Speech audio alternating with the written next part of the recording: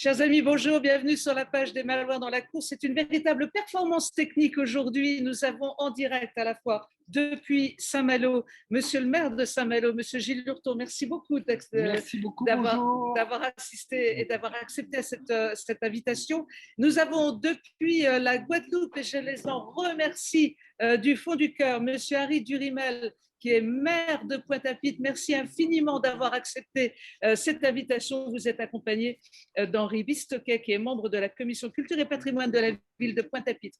Au milieu, pour ceux qui le connaissent déjà, mais peut-être pas tout le monde, j'ai le plaisir d'avoir François Thomas qui sera le grand témoin de cette interview. François Thomas, journaliste spécialiste des Caraïbes. Monsieur le maire de Saint-Malo, c'est un événement important. Vous êtes ville de départ ici à Saint-Malo, alors que nous aurons le maire de Pointe-à-Pitre comme ville d'arrivée. Qu'est-ce que vous avez comme message à donner à nos collègues de la Guadeloupe aujourd'hui?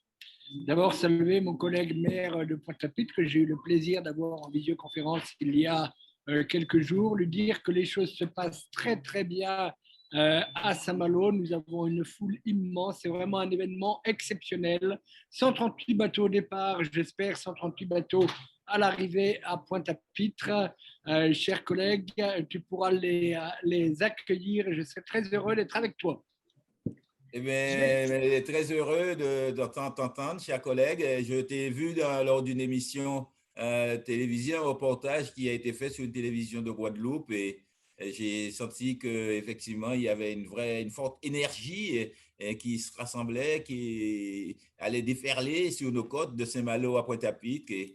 Donc, nous attendons impatiemment l'arrivée et l'énergie, l'engouement qui s'exprime à Saint-Malo, vous ne serez pas déçus à l'arrivée puisqu'il y aura une foule et un engouement pareil à Pointe-à-Pitre. Super. François. Monsieur le maire, alors je m'adresse à monsieur Harry Durimel, le maire de Pointe-à-Pitre. Le départ n'a pas encore commencé, mais je sais que vous serez au diapason avec Saint-Malo le 6 novembre prochain, puisqu'il y aura, comme chez vous, Place de la Victoire, et puis au Memorial Act, il y aura des grands écrans pour suivre ce départ en direct.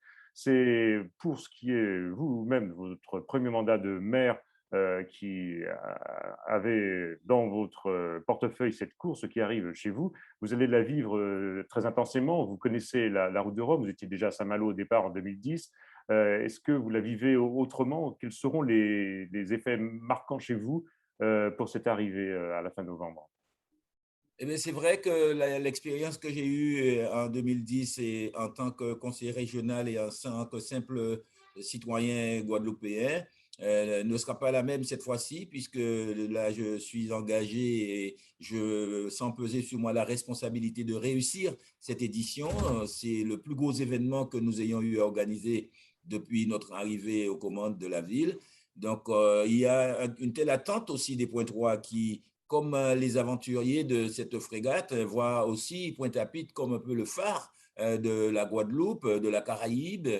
Beaucoup de nos voisins des îles qui nous entourent viendront aussi à Pointe-à-Pitre et les Guadeloupéens eux-mêmes sont déjà naturellement attirés vers cette ville qui est le centre de la Guadeloupe, qui se situe entre les deux ailes du papillon qui illustrent notre île. Donc, je me sens un peu la responsabilité du chef d'orchestre, de celui qui va recevoir autant de monde. Donc, pour moi, il y a une petite anxiété de savoir de s'assurer que tout va bien se passer. Mais nous avons suscité de l'adhésion populaire. Nous avons voulu que ça sera un événement participatif que les citoyens s'approprient. Et c'est pour ça que nous sommes appliqués à prendre contact avec le maire de Saint-Malo pour qu'au-delà de l'événement, que nous puissions pérenniser une relation qui puisse aller jusqu'au jumelage entre nos deux villes, nos deux collectivités, qui procure au départ et à l'arrivée tant de bonheur aux gens que cela ne doit pas être un coup d'épée dans l'eau, ça ne doit pas être l'affaire d'une seule fois, mais d'un sentiment, puisque nous sommes une ville littorale, Saint-Malo aussi, et il y a des éléments d'histoire qui nous rapprochent. Et donc, tout cela, nous voulons le voir fleurir et faire qu'au-delà de l'arrivée de la route du Rhum, que nous puissions partager l'expérience de la mer, le développement durable, puisque je suis un écologiste et la mer offre tellement d'opportunités auxquelles nous avons tourné le dos jusqu'à présent. Et je souhaite que, à travers la route du Rhum, que les points 3 mesurent toutes les opportunités qu'offre cette position géographique que nous avons au bord de l'eau. Donc, je me sens partenaire du maire de Saint-Malo et des Malouins sur cette opération. Monsieur le maire de Saint-Malo, après cette belle déclaration du maire de Pointe-à-Pitre, une réaction tout de suite. Oh ben, écoutez, les liens d'amitié entre Pointe-à-Pitre et la ville de Saint-Malo, il faut bien sûr toujours les conforter. Ils sont déjà très, très forts par l'intermédiaire de cette 12e édition de la Route du Rhum. C'est de dire si nous avons eu l'occasion d'entretenir des relations ensemble. Moi, je suis prêt à m'entretenir avec mon collègue maire de Pointe-à-Pitre de tout cela. Nous avons prévu de nous voir lors de mon passage à Pointe-à-Pitre à partir du… Allez, je ne sais pas quand est-ce que va arriver le premier bateau. J'aurais bien aimé faire les cérémonies du 11 novembre à Saint-Malo. C'est important pour moi parce que je sais que quand on est absent à ça, les anciens combattants n'aiment pas trop. Mais j'ai peur que le premier bateau arrive avant. Mais en tout cas, je promets à mon collègue que je serai à ses côtés pour l'arrivée du premier. Super. À côté de vous, monsieur le maire, vous avez Henri Bistoquet qui est un grand ami de Saint-Malo. Henri, on est ravis, on se tutoie dans la vie, on va continuer à l'écran. Henri, c'est un grand moment pour toi, cette rencontre par les réseaux sociaux de nos maires respectifs.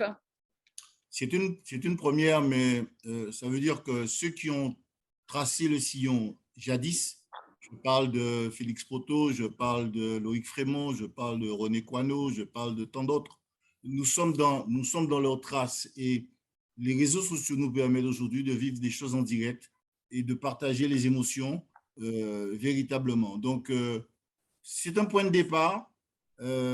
Espérons que nous n'allons pas attendre 4 ans pour nous tenir dans les bras, pour nous embrasser et pour construire, parce que Saint-Malo a tellement de choses sur le plan culturel, les étonnants voyageurs, la route du rock, le carnaval, l'opération en été sur les folklores du monde, etc., etc. Donc, je suis malouin, voilà, je suis guadeloupéen et malouin.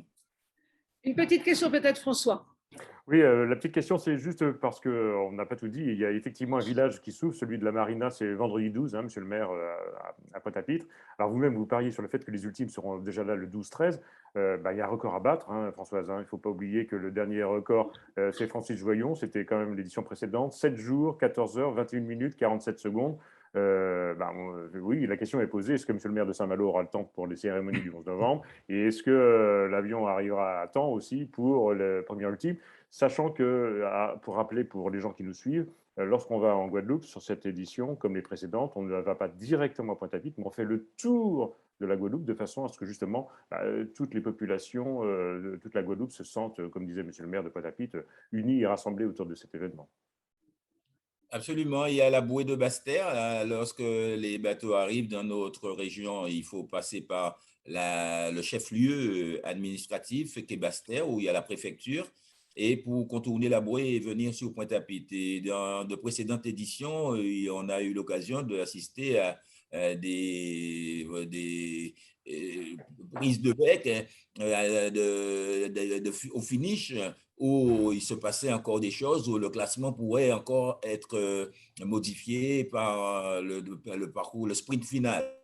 Donc, effectivement, nous sommes prêts et nous espérons que le maire de Saint-Malo aura le temps d'arriver et que la vitesse, que la technologie moderne permet maintenant aux navires de pouvoir adopter, que cela sera compatible avec les cérémonies du 11 novembre et autres. Mais même s'il y en avait un qui arrivait avant ou en même temps que lui, la fête va durer cette fois-ci. Nous avons sur la Darse, qui est un des plus beaux plans d'eau du territoire, et également sur un autre village à Loïcis, qui est un port de pêche un peu plus populaire. Et donc, entre la marina où les navires pourront rester et où il y a l'habitude de voir de beaux paquebots, de beaux engins, et donc où la marina de Bas-du-Fort a déjà une pratique plus soutenue des frégates, il y a aussi la Darse qui est près de la place de la Victoire, qui est un lieu mythique où les bateaux viendront et où le maire, nos invités, pourront goûter aux 1000 saveurs du village que nous avons créé sur ce site également, où nous donnerons également le lancement de l'accueil des visiteurs se fera sur la place de la Victoire qui se situe devant la sous-préfecture. C'est un lieu mythique où les Guadeloupéens expriment leur joie et leur peine, où il y a eu autant de rires que de larmes sur cette place, et cette place a vraiment une force symbolique qu'on ne pouvait pas éviter à l'occasion de cette Coupe du Rhum, dont une bonne partie se passera à proximité du Mémorial Act,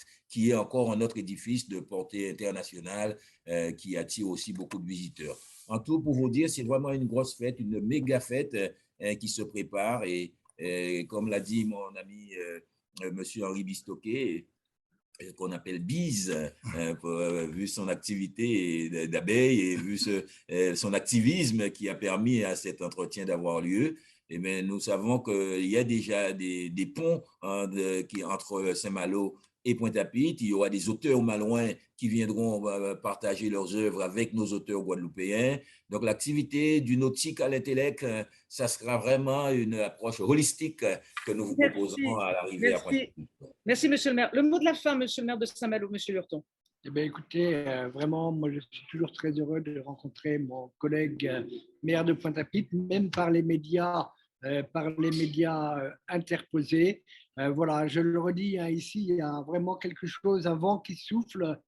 Je baptisais le bateau d'un skipper chinois qui me disait que ce baptême était suivi par 200 à 300 millions de personnes en Chine, et c'est Saint-Malo. J'ai parlé de la Guadeloupe, j'ai parlé de Saint-Malo, et vraiment, il y a quelque chose de très, très fort qui est en train de se passer. Voilà.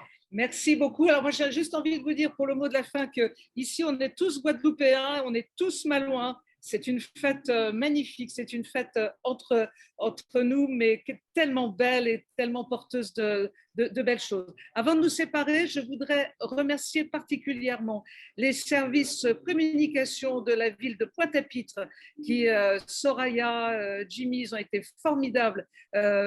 Évidemment, Henri, formidable pour l'organisation de cette émission. Je voulais remercier particulièrement également les services techniques de la ville de Saint-Malo qui nous ont beaucoup aidés dans cette organisation, et tout particulièrement aussi François Thomas qui assure la réalisation complète de cette émission. Merci, merci à vous tous. Merci Françoise. Merci, oui, beaucoup. Merci à vous et à très bientôt pour de nouvelles aventures. C'est nous qui vous remercions. Merci, chers collègues. À très vite. Merci. Oui. Merci. Au revoir. Au revoir.